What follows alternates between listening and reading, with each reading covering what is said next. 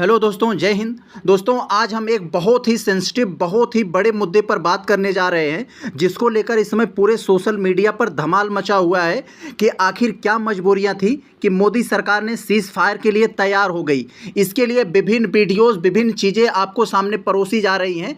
आज हम इसके सच और इसके जड़ तक पहुंचने का पूरा प्रयास कर रहे हैं ग्रोक एआई के माध्यम से, जो एक प्रामाणिक स्रोत के आधार पर आपके सामने रखेगा और ऐसा ऐसा तर्क रखेगा कि आप सोचने पर मजबूर हो जाएंगे कि क्या ऐसा भी हो सकता है।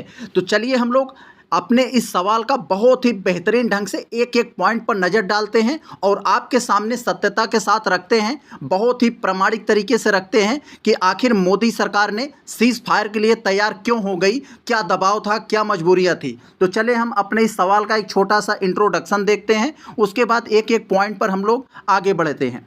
भारत पाकिस्तान के बीच हाल के तनाव और सीज़ फायर के फैसले को लेकर कई संभावित कारण और मजबूरियां हो सकती हैं, जिसको मोदी सरकार को इस दिशा में कदम उठाने के लिए प्रेरित किया।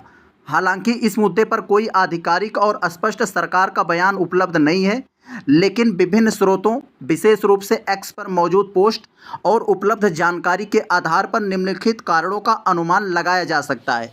चले हम लोग एक एक पॉइंट पर अब आप नज़र रखेंगे, वीडियो को पूरा देखेंगे, तब आपको एक एक बात समझ में आएगी क्या कारण था। तो पहला दिया है अंतर्राष्ट्रीय दबाव, विशेष रूप से अमेरिका का प्रभाव कैसा था।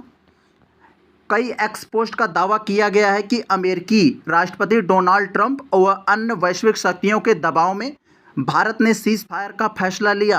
वैश्विक शक्तियां, खासकर परमाणु हथियार से लैस दो पड़ोसी देशों के बीच युद्ध के खतरे को कम करना चाहती थी। परमाणु युद्ध का जोखिम और क्षेत्रीय अस्थिरता को रोकने के लिए अंतर्राष्ट्रीय समुदाय का दबाव एक प्रमुख कारण हो सकता है। यस, आगे हम लोग अब दूसरे पॉइंट में देखते हैं। इसमें जो कारण लिखा है कि आर्थिक और रणनीतिक स्थिरता की चिंता। कैसे इसकी चिंता हुई मोदी जी को? भारत और पाकिस्तान के बीच पूर्ण युद्ध आर्थिक स्थिरता को गंभीर रूप से प्रभावित कर सकता है। भारत, जो तेजी से बढ़ती अर्थव्यवस्था है, युद्ध की स्थिति में निवेश, व्यापार और विकास पर नकारात्मक प्रभाव पड़ने का जोखिम नहीं उठाना चाहता है। सीज़ फायर का फैसला आर्थिक नुकसान को कम करने और दीर्घकालिक स्थिरता को बनाए रखने की रणनीति का हिस्सा हो सकता है। बहुत बढ़िया। यहाँ जो तीसरे पॉइंट में लिखा है कि नागरिक जीवन और क्षेत्रीय सुरक्षा को ध्यान में रखते हुए लिया। कैसा? युद्ध की स्थिति में दोनों देशों में नागरिक हताहत होने की संभावना थी। सीज़ फायर के जरिए भारत ने मानवीय नुकसान को कम करने की कोशिश की होगी, साथ ही सीमा पर तनाव कम करके सेना को रणनीतिक रूप से पुनर्गठित का मौका मिल सकता है। चौथे पॉइंट में यहाँ पर जो दिया है, आतंकवाद को मूल मुद्दे का समाधान न हो पाना। कुछ एक्स पोस्ट पर यह तर्क दिया गया है कि सीज़ फायर से तात्कालिक तनाव को कम हो गया, लेकिन आतंकवाद जैसे मूल मुद्दे अनसुलझे रह गए।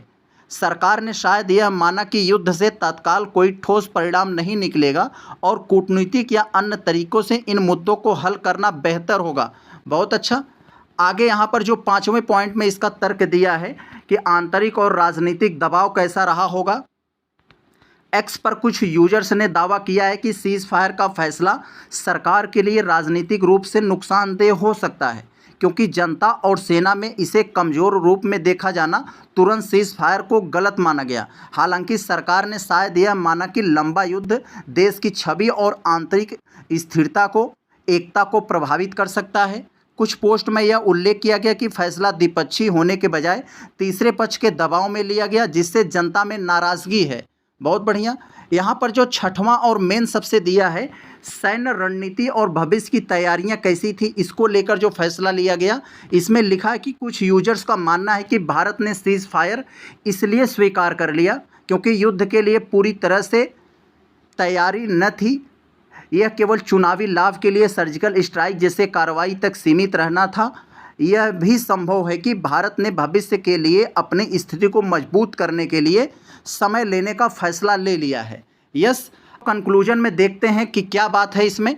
मोदी सरकार का सीज़ फायर का फैसला संभवतः अंतर्राष्ट्रीय दबाव, आर्थिक स्थिरता, नागरिक जीवन की रक्षा और रणनीतिक सोच का परिणाम था।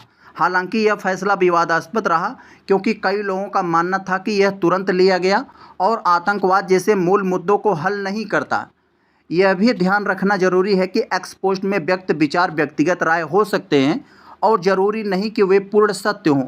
तो देखा आप लोगों ने, ग्रोक एआई ने आपको हमारे इस जो इसमें ट्रेंडिंग में चल रहा है सवाल सरकार पर दागा जा रहा है कि आखिर सरकार ने सीज़ फायर के लिए तैयार क्यों हो गई, क्या दबाव था, क्या मजबूरियां थी।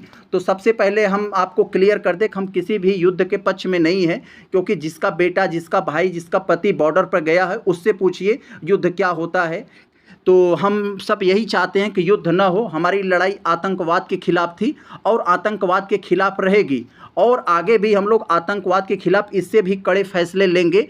और हमारी कोई जो सिविल वार नहीं था, हमारी लड़ाई आतंकवाद से थी। तो हम लोग पूरी कोशिश करेंगे कि आतंकवाद को खात्मा हो। तो चले हम लोग अगले जो भी आपके सामने नए मुद्दे आएंगे, अपडेट्स, वो हम आपके सामने रखेंगे। जय हिंद।